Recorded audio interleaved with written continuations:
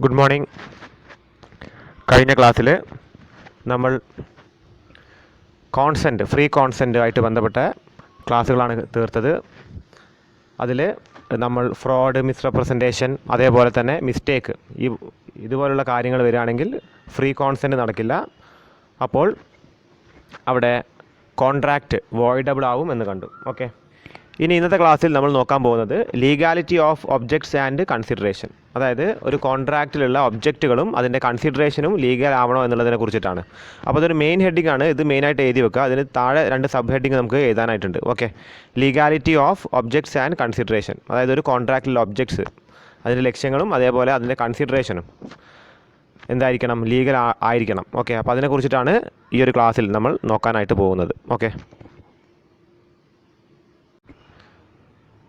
അപ്പോൾ ഈ ഒരു പോയിന്റിൽ പ്രധാനപ്പെട്ട 2 സൈഡ് ഹെഡിംഗ് ആണ് നോക്കാനായിട്ടുള്ളത്. അതിൽ ആദ്യത്തെ സൈഡ് ഹെഡിംഗ് ആണ് കൊടുത്തിരിക്കുന്നത് circumstances under which the object and consideration are unlawful. അതായത് ഒബ്ജക്റ്റും കൺസിഡറേഷനും അൺലോഫുൾ ആവുകയാണെങ്കിൽ എങ്ങനെയാണ് അത് കോൺട്രാക്റ്റിനെ ബാധിക്കുക എന്നുള്ളതാണ്. ഓക്കെ, അപ്പോൾ ഇവിടെ താഴെ എഴുതിയിരിക്കുന്നത് നോക്കാം. For a valid contract it is essential that object or consideration of the agreement must be lawful. അതായത് ഒരു കോൺട്രാക്റ്റ് വാലിഡ് ആവണമെന്നുണ്ടെങ്കിൽ എന്താണ്? ഒബ്ജക്റ്റും കൺസിഡറേഷനും എന്തായിരിക്കണം? അത് ലോഫുൾ ആയിരിക്കണം. ഓക്കെ, നിയമപരമായിരിക്കണം. അൺലോഫുൾ ആവാൻ പാടില്ല. According to section 23 of the Indian contract act, the object and the consideration of an agreement shall be unlawful in the following cases. അപ്പോൾ Indian contract ആക്ടിൽ സെക്ഷൻ 23 എന്താണ് പറയുന്നത് നോക്കാം. അതിൽ പറയുന്നത് താഴെ പറയുന്ന കാര്യങ്ങൾ ഉണ്ടെങ്കിൽ അവിടെ എന്താണ്? ഒബ്ജക്റ്റും കൺസിഡറേഷനും അൺലോഫുൾ ആകും എന്നാണ് പറയുന്നത്. അപ്പോൾ താഴെ പറയുന്ന പോയിന്റ്സ് നമുക്ക് നോക്കാം. If it is forbidden by law, അതായത് ഒരു കോൺട്രാക്റ്റിലെ ഒബ്ജക്റ്റ്, അതിൽ എഴുതി ചേർത്തിരിക്കുന്ന ഒബ്ജക്ട്സ്, അതേപോലെ അതിൽ പറഞ്ഞിരിക്കുന്ന കൺസിഡറേഷൻ എന്തായിരിക്കണം? ലോഫുൾ ആയിരിക്കണം. അപ്പോൾ നിയമപരമായിട്ട് എന്തെങ്കിലും എതിർക്കപ്പെട്ടൊരു കാര്യമാണ് അതിൽ ഒബ്ജക്റ്റും കൺസിഡറേഷനുമായിട്ട് വന്നിട്ടുണ്ടെങ്കിൽ എന്താണ്? കോൺട്രാക്റ്റ് എന്താണ്? ഇല്ലീഗലാണ്. Okay, as a matter of fact an act is forbidden by law when it is punishable by criminal law of the country or when it is prohibited by special legislation. അതായത് ഒരു പ്രത്യേക നിയമനിർമ്മാണത്തിലൂടെ എന്താണ് ഒഴിവാക്കിയിരിക്കുന്ന അല്ലെങ്കിൽ forbid ചെയ്തിരിക്കുന്ന ഒരു നിയമമോ അല്ലാന്നുണ്ടെങ്കിൽ എന്താണ് ആദ്യമേ ക്രൈമായിട്ട് ഡിക്ലെയർ ചെയ്തിരിക്കുന്ന ഒരു ആക്റ്റോ എന്താണ് അത് ഇതിൻ്റെ ഒബ്ജക്റ്റോ കൺസിഡറേഷനോ ആയിട്ട് വരാൻ പാടില്ല. ഓക്കെ, ഇപ്പോൾ നമുക്കറിയാം 1965 മുതലാണ് ഏകദേശം സ്ത്രീധന നിരോധന നിയമം വരുന്നത്. അപ്പോൾ ഒരു കല്യാണം കഴിക്കുന്നതിന് മുൻപ് ഈ ഒരു സ്ത്രീധനവുമായി ബന്ധപ്പെട്ടിട്ട് ഒരു ഒബ്ജക്റ്റ് അല്ലെങ്കിൽ അത് ഒരു കൺസിഡറേഷനായിട്ടൊക്കെ ഒരു കോൺട്രാക്റ്റിൽ എഴുതുകയാണെങ്കിൽ അതെന്താണ്? അത് അൺലോഫുൾ കൺസിഡറേഷൻ ആൻഡ് ഒബ്ജക്റ്റ് ആണ് അവിടെ. ഓക്കെ, അപ്പോൾ കോൺട്രാക്റ്റ് വാലിഡ് അല്ലാതെ തീരും. ഓക്കെ, അത് എന്താണ്? ക്രിമിനൽ കുറ്റം വരെ ആവാൻ ചാൻസ് ഉണ്ട്. ഓക്കെ, ഇനി രണ്ടാമത്തെ പോയിന്റ് ശ്രദ്ധിക്കുക. If it defeats the provision of any law, അതായത് രാജ്യത്തെ ഏതെങ്കിലും ഒരു നിയമത്തെ വെല്ലുവിളിക്കുന്ന തരത്തിലാണ് ഇതിൻ്റെ ഒബ്ജക്റ്റോ അല്ലെങ്കിൽ ഇതിൻ്റെ കൺസിഡറേഷനോ എന്നുണ്ടെങ്കിൽ എന്താണ്? അവിടെയും കോൺട്രാക്റ്റ് ഇൻവാലിഡ് ആവും, വോയിഡ് ആവും. Okay, it is of such nature that if permitted it would defeat the provision of the law. ഒരു ഉദാഹരണം കൊടുത്തിട്ടുണ്ട്. An agreement by a debtor not to raise the plea of limitation in a suit by creditor. അതായത് ഒരാൾ കടം വാങ്ങുമ്പോൾ തന്നെ ഒരു ഇങ്ങനത്തെ ഒരു ഒബ്ജക്റ്റ് വെക്കുകയാണ്. അതായത് കടം തന്നിട്ടില്ല, അതായത് തിരിച്ചടച്ചിട്ടില്ലെങ്കിൽ ഇതിന് കോടതിയിൽ അപ്പീൽ അല്ലെങ്കിൽ കോടതിയിൽ കേസിന് പോകാൻ പാടില്ല എന്ന് പറഞ്ഞൊരു അഗ്രിമെൻ്റ് അങ്ങനെ വെക്കാൻ പറ്റില്ല. കാര്യം അത് എന്താണ്? നിയമത്തെ വെല്ലുവിളിക്കുന്നതിന് തുല്യമാണ്. ഓക്കെ, അപ്പോൾ ഇത്തരം കാര്യങ്ങളുണ്ടെങ്കിൽ എന്താണ്? കൺസിഡറേഷനും ഒബ്ജക്റ്റും എന്താണ്? അൺലോഫുള്ളായിട്ട് പരിഗണിക്കും. ഓക്കെ, ഇനി അടുത്തതായിട്ട് ശ്രദ്ധിക്കുക. Agreements opposed to public policy. നമ്മൾ എഴുതിയ മെയിൻ ഹെഡിങ്ങിൻ്റെ ആദ്യത്തെ സൈഡ് ഹെഡിങ് നമ്മൾ ഡിസ്കസ് ചെയ്തു. ഇനി രണ്ടാമത്തേതാണ് പറയുന്നത് agreements opposed to public policy.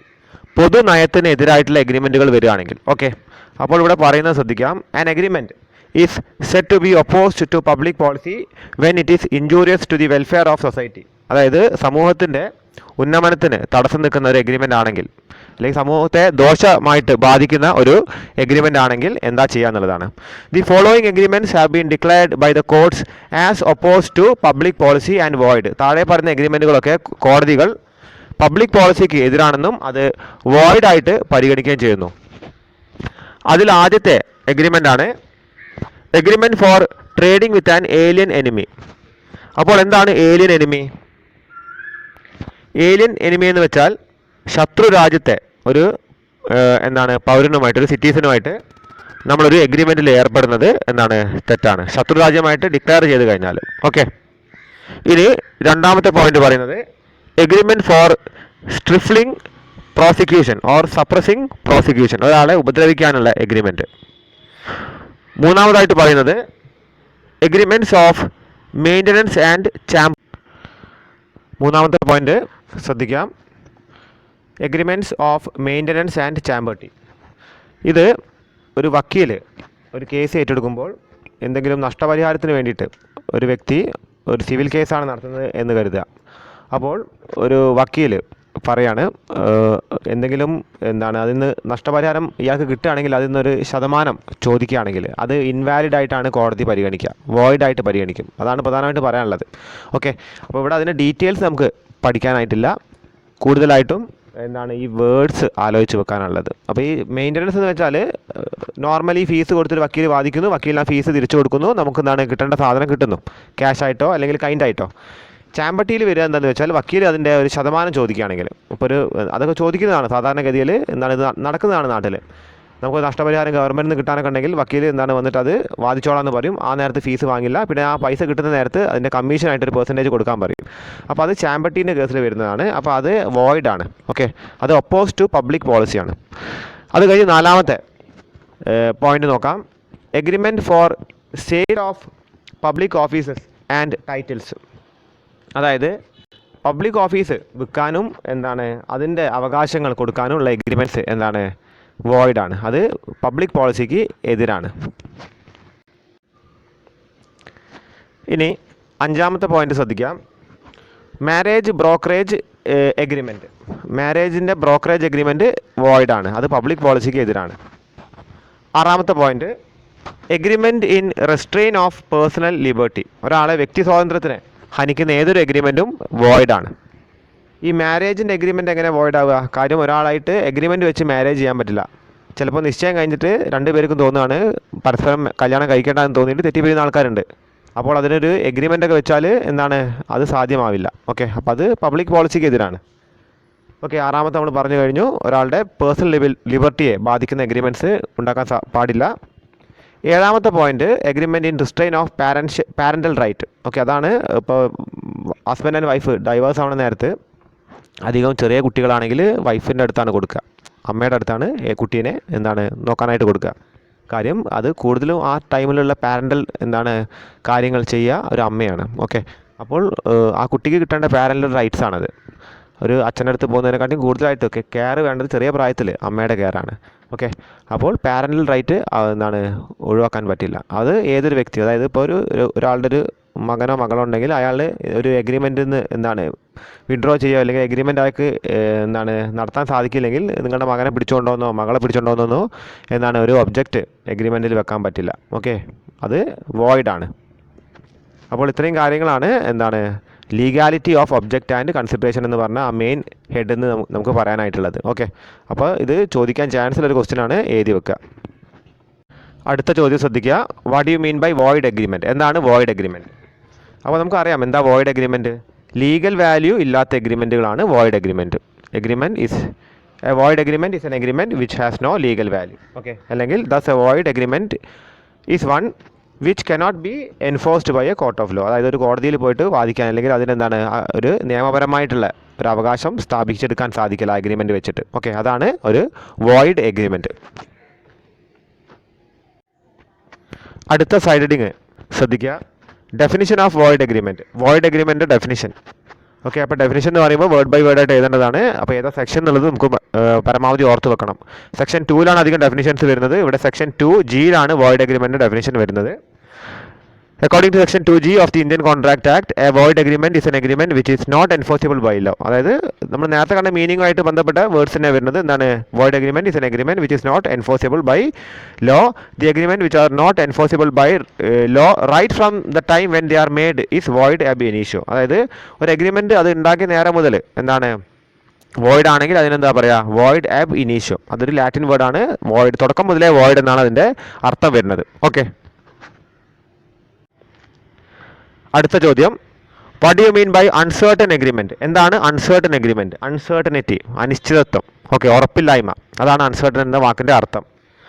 When the term in an agreement is vague, അതായത് എഗ്രിമെൻറ്റിലെ ചില വാക്കുകൾ എന്താണ്, വേഗാണ്, ക്ലാരിറ്റി ഇല്ലെങ്കിൽ, or may be interpreted then the agreement is void, അതായത് അതിന് മറ്റ് വ്യാഖ്യാനങ്ങൾ അതിന് കൊടുക്കാൻ സാധിക്കുമെങ്കിൽ, ഒരു എഗ്രിമെൻറ്റിലെ വാക്കുകൾ അതിനെന്താണ് മറ്റ് വ്യാഖ്യാനങ്ങൾ കൊടുക്കാൻ അത് ക്ലിയർ അല്ല എന്നുണ്ടെങ്കിൽ, മറ്റ് വ്യാഖ്യാനങ്ങൾ കൊടുത്താൽ എന്തായി, വേറെ രീതിയിലേക്ക് വേണമെങ്കിൽ എഗ്രിമെൻറ്റ് കൊണ്ടുപോകാൻ സാധിക്കും. അതുകൊണ്ട് അതിനെ അൺസേർട്ടൻ എഗ്രിമെൻറ്റ് എന്നാണ് അറിയുക. ഓക്കെ, അതിനെ പറയപ്പെടുക.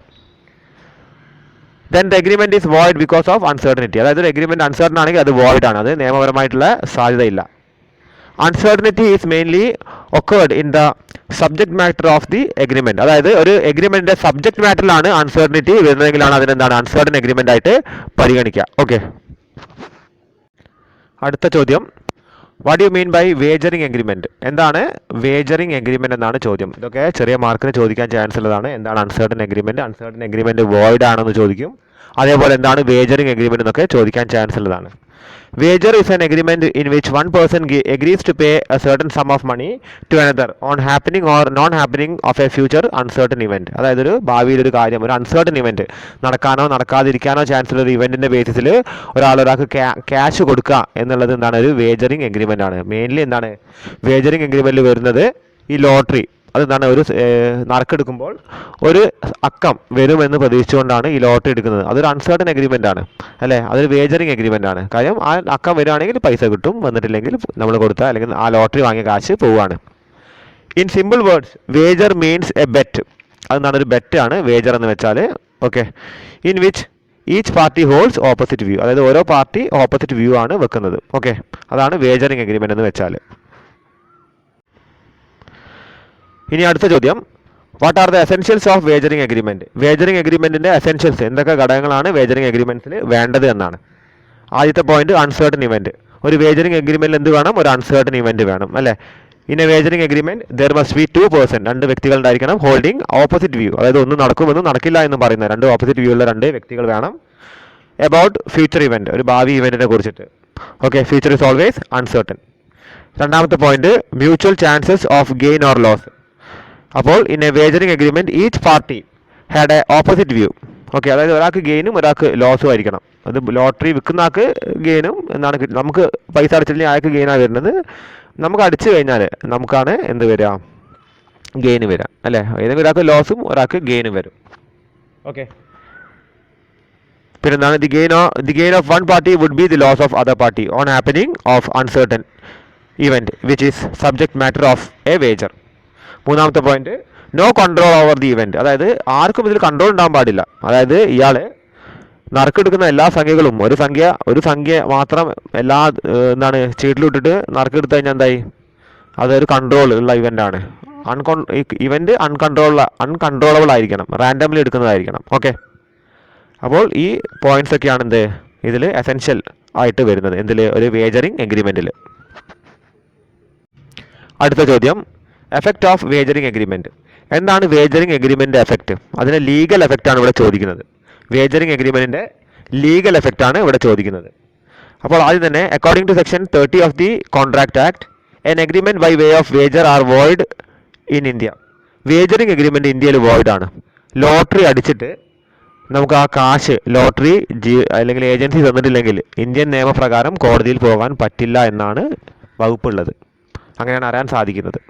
ഓക്കെ, നമുക്കൊരു ലോട്ടറി അടിച്ചിട്ട് അതിൻ്റെ ക്യാഷ് കിട്ടിയിട്ടില്ലെങ്കിൽ അത് കോടതിയിൽ പോയിട്ട് ചലഞ്ച് ചെയ്യാൻ പറ്റില്ല എന്നാണ് അറിയാൻ സാധിക്കുന്നത്. ഓക്കെ, പിന്നെ രണ്ടാമത്തെ case, in the states of Maharashtra and Gujarat wagering agreements have been declared to be illegal. ചില സ്റ്റേറ്റുകൾ, മഹാരാഷ്ട്രയിലും ഗുജറാത്തിലൊക്കെ ഈ വേജറിങ് എഗ്രിമെൻറ്റ് എന്താണ്, ഇല്ലീഗലായിട്ട് പോലും പരിഗണിക്കുന്നുണ്ട്. എന്താണ്, അത് നിയമവിരുദ്ധമാണ് എന്ന് പറയുന്നുണ്ട്. ഓക്കെ, വോയിഡ് മാത്രമല്ല ഇല്ലീഗലാണ്. Under the provisions of Bombay act 1865, അതായത് വെള്ളക്കാരുള്ള കാലത്ത് ബോംബെ ആക്ട്, അതായത് അന്ന് ഗുജറാത്ത് മഹാരാഷ്ട്രയ്ക്ക് ഒറ്റ സ്റ്റേറ്റാണ്, ബോംബെ എന്ന് പറയും. ഓക്കെ, അപ്പോൾ 1865 ഉണ്ടാക്കിയ നിയമമാണ് അത്. അതുകൊണ്ട് തന്നെ ആ സ്റ്റേറ്റുകളിൽ ഇപ്പോഴും ആ നിയമം ഫോളോ ചെയ്യുന്നുണ്ട്. വേജറിങ് എഗ്രിമെൻറ്റ് ഇല്ലീഗലാണ്. മൂന്നാമത്തെ point, no suit can be bought for recovering anything which is won through wager. അതായത് ഈ വേജറിലൂടെ നമുക്ക് ലഭിച്ചതൊന്നും ഒരു കേസ് കൊടുത്തിട്ട് നമുക്ക് എന്താണ് വാങ്ങിയെടുക്കാൻ സാധിക്കില്ല. ഞാൻ നേരത്തെ പറഞ്ഞ പോയിന്റാണ്. ഓക്കെ, അടുത്ത ചോദ്യം, എക്സെപ്ഷൻസ് ഓഫ് വേജറിങ് എഗ്രിമെൻറ്റ്. എന്തൊക്കെയാണ് വേജറിങ് എഗ്രിമെൻറ്റിൻ്റെ എക്സെപ്ഷൻസ്? വേജറിങ് എഗ്രിമെൻറ്റിൽ പെടാത്ത കാര്യങ്ങൾ, അത് വേജറിങ് എഗ്രിമെൻറ്റ് സ്വഭാവം കാണിക്കുന്നുണ്ടെങ്കിലും വേജറിങ് എഗ്രിമെൻറ്റിൽ പെടാത്ത കാര്യങ്ങളാണ്. അതിൽ ആദ്യത്തേത് കമേഴ്ഷ്യൽ ട്രാൻസാക്ഷൻസ് ആണ്. Agreement for sale and purchase of any commodity is not a wagering agreement. അതായത് കമോഡിറ്റി വാങ്ങുന്നത് വിൽക്കുന്നതുമായിട്ടുള്ള എഗ്രിമെൻറ്റ്സ് വേജറിങ് എഗ്രിമെൻ്റ് അല്ല. Okay, but it is a valid contract. അതൊരു വാലിഡ് കോൺട്രാക്ട് ആണ്. ചിലപ്പോൾ കമോഡിറ്റി കേടായി കഴിഞ്ഞാൽ എന്താണ് അതിൻ്റെ നഷ്ടപരിഹാരമൊക്കെ നമുക്ക് വാങ്ങിയെടുക്കാൻ സാധിക്കും. Okay, when the transaction of a commodity is done with sole intention of paying or getting difference in price, the agreement is wagering. അതായത് ഇതിൻ്റെ വിലയ്ക്ക് മാറ്റം വരുന്നത് കണ്ടുകൊണ്ട് എന്താണ് അത് മുന്നിൽ കണ്ടുകൊണ്ടാണ് ഒരു കോൺട്രാക്റ്റിൽ ഏർപ്പെടുന്നതെങ്കിൽ അതിനൊരു വേജറിങ് എഗ്രിമെൻറ്റ് അല്ലെങ്കിൽ എഗ്രിമെൻറ്റിൽ ഏർപ്പെടുന്നതെങ്കിൽ അതിനെ ഒരു വേജറിങ് എഗ്രിമെൻ്റ് ആയിട്ട് പരിഗണിക്കും. വില വ്യതിയാനത്തെ മുന്നിൽ കണ്ടുകൊണ്ട് ഒരു എഗ്രിമെൻറ്റിൽ ഏർപ്പെടുകയാണെങ്കിൽ അതിനെ വേജറിങ് എഗ്രിമെൻറ്റ് എന്നാണ് നമ്മൾ കരുതേണ്ടത്. അത് കഴിഞ്ഞിട്ട് അടുത്ത പോയിന്റ്, രണ്ടാമത്തെ പോയിന്റ് ശ്രദ്ധിക്കുക, ഹോഴ്സ് റേസിംഗ്. ഓക്കെ, കുതിരപ്പന്തയം. അപ്പോൾ അതായത് ഈ കുതിരപ്പന്തയം നമ്മൾ കണ്ടിട്ടുണ്ടാവും, സിനിമയിലെ കണ്ടിട്ടുണ്ട്. ഒരുപാട് പേര് എന്താണ് കുതിരേനെ ഓടിക്കും. അപ്പോൾ നമുക്ക് വന്നിട്ട് ബെറ്റ് ചെയ്യാം ഏത് കുതിര ജയിക്കുക എന്നുള്ളത്. ഓക്കെ, അപ്പോൾ നമുക്കൊരു എന്താണ് പൈസ അവിടെ അടയ്ക്കണം. അപ്പോൾ ജയിക്കുന്ന കുതിരക്ക് നമുക്ക് ഡബിൾ പൈസ ഒക്കെ കിട്ടും. ഓക്കെ, അങ്ങനെയൊക്കെയാണ് ഇതിൻ്റെ കണക്ക്. അപ്പോൾ അത് ഇന്ത്യയിൽ 500 രൂപയ്ക്ക് മുകളിലാണ് ഈ പൈസ വരുന്നതെങ്കിൽ നമുക്ക് എന്താണ് അത് ലീഗലി അത് വാങ്ങിയെടുക്കാൻ സാധിക്കുമെന്നാണ് പറയുന്നത്. ഓക്കെ, അടുത്ത point, price competition. The competition in which skill and intelligence plays a major role will not be a wager. ഇപ്പോൾ കോൺ ബനേഗ കറോർപതി, ഓക്കെ, അങ്ങനത്തെ പരിപാടികളൊക്കെ നമ്മുടെ ഇൻ്റലിജൻസ് ആണ് ഉപയോഗിച്ചിട്ട് നമുക്ക് എന്താണ് നമ്മൾ അവിടെ പ്രൈസ് വിൻ ചെയ്യുന്നത്. അപ്പോൾ അതുകൊണ്ട് തന്നെ അതൊരു വേജറിങ് എഗ്രിമെൻ്റ് ആയിട്ട് പരിഗണിക്കില്ല. അത് വോയിഡ് അല്ല, അത് ലീഗലി വാലിഡ് ആണ്. അല്ലെങ്കിൽ നമുക്ക് എന്താണ് ഈ സ്റ്റാർ സിംഗർ പോലത്തെ പരിപാടികളൊക്കെ മലയാളത്തിലുള്ള, ഓക്കെ, ഇന്ത്യൻ ഐഡൽ ഹിന്ദിയിലൊക്കെ ഉള്ള പരിപാടികൾ, അതായത് ഒരാൾ പാട്ട് പാടിയിട്ട് നല്ല പാടുന്നാക്ക് എന്നൊരു പ്രൈസ് കൊടുക്കാമെന്ന് പറയുന്നു. അപ്പോൾ ജനങ്ങളുടെ വോട്ടൊക്കെ വാങ്ങിയിട്ടൊക്കെ ആണ് ഇതിന് പ്രൈസൊക്കെ വരുന്നത്. അപ്പോൾ അതിൽ പ്രൈസ് കൊടുത്തിട്ടില്ലെങ്കിൽ ഈ കണ്ടസ്റ്റൻറ്റിന് കോടതിയിൽ പോയിട്ട് അത് ചലഞ്ച് ചെയ്യാം, അല്ലെങ്കിൽ ആ ഒരു പ്രൈസ് ലഭിക്കണം എന്നിട്ട് വാദിക്കാം. ഓക്കെ, അപ്പോൾ അത് വേജറിങ് എഗ്രിമെൻ്റ് അല്ല. ഓക്കെ, കാര്യം എന്താണ് ഇവിടെ സ്കില്ലും ഇൻ്റലിജൻസും ആണ് യൂസ് ചെയ്യുന്നത്. ഓക്കെ, അത് കഴിഞ്ഞിട്ട് അത്ലറ്റിക് കോമ്പറ്റീഷൻ അല്ലേ. അത്ലറ്റിക് കോമ്പറ്റീഷനിൽ ഇപ്പോൾ നമുക്ക് എന്താണ് ഒരു ക്ലബ്ബൊക്കെ നടത്തുന്ന എന്തെങ്കിലും ഒരു ക്രിക്കറ്റ് മത്സരമോ ഫുട്ബോൾ മത്സരമൊക്കെ ആണെങ്കിൽ അതിന് പ്രൈസ് കൊടുക്കാമെന്ന് പറഞ്ഞിട്ടുണ്ടെങ്കിൽ അതിലൊരു എഗ്രിമെൻ്റ് ഉണ്ടെങ്കിൽ അത് വാലിഡ് എഗ്രിമെൻ്റ് ആണ്, വോയിഡ് അല്ല. കാര്യം അതൊരു വേജറിങ് കോൺട്രാക്റ്റ് അല്ല. കാര്യം അതിൽ ഒരാൾക്ക് നഷ്ടവും ഒരാൾക്ക് ലാഭം വരും, അല്ല ഒരാൾക്ക് പ്രൈസ് കിട്ടില്ല മറ്റൊരാൾക്ക് പ്രൈസ് കിട്ടും. പക്ഷേ അത് എന്താണ് നേരത്തെ പറഞ്ഞ പോലെ സ്കില്ല് ഉപയോഗിച്ച് ചെയ്യുന്നൊരു കാര്യമാണ്. The athletic competition also falls under the category of game of skill. Hence they are not wager but it is a valid contract. Okay. ഇനി അടുത്തത് contract of insurance. It is a contract between two parties where one party undertakes to indemnify the other party against the loss which may arise on happening on an event in consideration of a certain payment. അതായത് insurance contract ആയാലോ എന്തെങ്കിലും ഒരു event നടക്കുകയാണെങ്കിൽ, ഒരു മോശപ്പെട്ട event നമ്മുടെ ലൈഫിൽ നടക്കുകയാണെങ്കിൽ നമുക്കൊരു നഷ്ടപരിഹാരം കിട്ടാൻ വേണ്ടിയിട്ടാണ് ഇൻഷുറൻസ് കോൺട്രാക്റ്റിൽ ഏർപ്പെടുന്നത്. ഓക്കെ, അപ്പോൾ LIC എന്നൊക്കെ പറഞ്ഞത് ഒരു ഗവൺമെൻറ് ഏറ്റെടുത്തിരിക്കുന്ന ഒരു സ്ഥാപനമായതുകൊണ്ട് തന്നെ ഇൻഷുറൻസ് കോൺട്രാക്റ്റ് വേജറിങ് കോൺട്രാക്റ്റിൽ പെടില്ല. അത് ലീഗൽ വാലിഡിറ്റി ഉള്ള കോൺട്രാക്റ്റ് ആണ്. ഓക്കെ,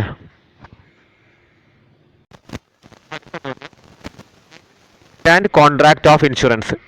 കോൺട്രാക്ട് ഓഫ് ഇൻഷുറൻസും വേജറിങ് എഗ്രിമെൻറ്റും തമ്മിലുള്ള ഡിഫറൻസ് ആണ്. Okay, the difference between wagering agreement and contract of insurance. Okay, ശ്രദ്ധിച്ച് ഇത് മാർക്ക് ചെയ്ത് വെക്കേണ്ട ഒരു ചോദ്യമാണ്, ചോദിക്കാൻ ചാൻസ് ഉള്ള ഒരു ക്വസ്റ്റ്യൻ ആണ്. ഓക്കെ, ശ്രദ്ധിക്കാം. Difference between wagering agreement and contract of insurance. നിങ്ങളിപ്പോൾ നോട്ടിൽ എഴുതുകയാണെങ്കിൽ അതും കൂടി എഴുതി വെച്ചോളൂ. Difference between wagering agreement and contract of insurance. ഞാൻ തരുന്ന നോട്ടിൽ പരമാവധി അത് അങ്ങനെ എഡിറ്റ് ചെയ്തിട്ട് തരാൻ ശ്രമിക്കാം. ഓക്കെ, അപ്പോൾ ആദ്യം തന്നെ വേജറിങ് എഗ്രിമെൻറ്റ് എന്താണ്, വോയിഡ് ആണ്. കോൺട്രാക്ട് ഓഫ് ഇൻഷുറൻസ് വാലിഡ് ആണ്. ഓക്കെ, പിന്നെ എന്താണ് ഇതിലൊരു ഇൻഷുറബിൾ ഇൻട്രസ്റ്റ് ഇല്ല, ഇൻഷുറായിട്ട് ഒരു ഇൻട്രസ്റ്റും കിട്ടില്ല. ഇവിടെ നിന്നാണ് ഒരു ഇൻഷുറബിൾ ഇൻട്രസ്റ്റ് വരുന്നുണ്ട്. ഇവിടെ നിന്നാണ് നോ കോൺട്രാക്ട് ഓഫ് ഇൻഡെമിനിറ്റി, അതായത് നഷ്ടപരിഹാരത്തിനുള്ള ഒരു കോൺട്രാക്റ്റ് അല്ല വേജറിങ് എഗ്രിമെൻറ്റ്. ഇൻഡെമിനിറ്റി എന്ന് വെച്ചാൽ നഷ്ടപരിഹാരം എന്നാണ് അതിൻ്റെ അർത്ഥം, ഇൻഡെമിനിറ്റി എന്ന് വെച്ചാൽ. Okay, insurance contract a contract of indemnity ആണ് except for life insurance contract. Life insurance കോൺട്രാക്റ്റിലല്ല ചിലത് എന്താണ് നമുക്ക് നഷ്ടപരിഹാരം കിട്ടില്ലല്ലോ, കാര്യം നമ്മുടെ ബന്ധുക്കൾക്കാണത് കിട്ടുക. പിന്നെ നാലാമത്തെ പോയിന്റ്, നോ റിസ്ക് ഫാക്ടർ. ഇതിലൊരു റിസ്ക് ഫാക്ടർ വരുന്നില്ല. ഇതിലെന്താ വരുന്നത്, ഇതിൽ റിസ്ക് ഫാക്ടർ ഇൻവോൾവ് ആണ്. ഓക്കെ, അപ്പോൾ ഇത് രണ്ടുമാണ് വേജറിങ് എഗ്രിമെൻറ്റും കോൺട്രാക്ട് ഓഫ് ഇൻഷുറൻസും തമ്മിലുള്ള വ്യത്യാസങ്ങൾ. ഇനി അടുത്തൊരു സൈഡിങ് ശ്രദ്ധിക്കാം. Agreement to do impossible act. അതായത് ഒരു ഇമ്പോസിബിൾ ആക്ട് ചെയ്യാന്നുള്ളൊരു എഗ്രിമെൻറ്റ് പറയുകയാണെങ്കിൽ അത് വോയിഡ് ആണോ വാലിഡ് ആണോ എന്ന് നോക്കാനാണ്. Okay, according to section 36, section ഓർത്ത് വെക്കുക, section 36 of the Indian contract act, an agreement to do an act of impossible in itself is void. ഒരു ഇമ്പോസിബിൾ ആക്ട് ചെയ്യാന്ന് പറഞ്ഞാൽ അത് തന്നെ എന്താണ്, വോയിഡ് ആയി തീരാണ്. ഓക്കെ, പറക്കാന്ന് പറഞ്ഞിട്ടൊരു എഗ്രിമെൻറ്റ് ഉണ്ടാക്കി കഴിഞ്ഞാൽ എന്താണ്, അത് വോയിഡ് ആണ്. കാര്യം മനുഷ്യന് പറക്കാൻ സാധിക്കില്ല. ഓക്കെ, ഇമ്പോസിബിൾ തിങ് ആണ്. അടുത്ത side heading, reciprocal promises to do things legal and also other things illegal. Okay, reciprocal promises, ഒരു പ്രോമിസിന് പകരമായിട്ട് ഒരു പ്രോമിസ് ഇങ്ങോട്ടേക്ക് വരികയാണെങ്കിൽ, ഓക്കെ, അത് ലീഗൽ ആണെങ്കിൽ അല്ലെങ്കിൽ അതർ തിങ്സ് ഇല്ലീഗൽ ആണെങ്കിൽ. Okay, when there is a reciprocal promise which consist of legal and illegal action, ലീഗലും ഇല്ലീഗൽ ആക്ഷനും എന്നുള്ള റെസിപ്രോക്കൽ പ്രോമിസ്, ഒരു പ്രോമിസിന് പകരമായിട്ട് ഇങ്ങോട്ട് വരുന്ന ഒരു പ്രോമിസാണ്. നമ്മളൊരു പ്രോമിസ് കൊടുക്കുമ്പോൾ പകരം ഇങ്ങോട്ടൊരു പ്രോമിസ് തരികയാണെങ്കിൽ, okay, the legal action should be separated from illegal actions. Here the legal part is a contract and the illegal part is void agreement. Okay, ഒരു പ്രോമിസ് വെച്ച് അതിന് റെസിപ്രോക്കൽ പ്രോമിസ് കൊടുത്തിട്ട് അതിലൊന്ന് കുറച്ച് പോയിന്റ്സ് ലീഗലും കുറച്ച് പോയിന്റ്സ് ഇല്ലീഗലും ആണെങ്കിൽ legal പോയിന്റ്സിനെ മാത്രം valid ആക്കുകയും ഇല്ലീഗൽ പോയിന്റ്സിനെ വോയിഡ് ആക്കുകയും ചെയ്യും. ഓക്കെ, അപ്പോൾ ഇത്രയും കാര്യങ്ങളാണ് നമുക്ക് വോയിഡ് എഗ്രിമെൻറ്റ്സിൽ പറയാനായിട്ടുള്ളത്. ഓക്കെ, നോട്ട്സ് കൃത്യമായിട്ട് എഴുതി വെക്കുക. എന്തെങ്കിലും സംശയങ്ങളുണ്ടെങ്കിൽ നിങ്ങൾ ചോദിക്കുക. Okay, thank you.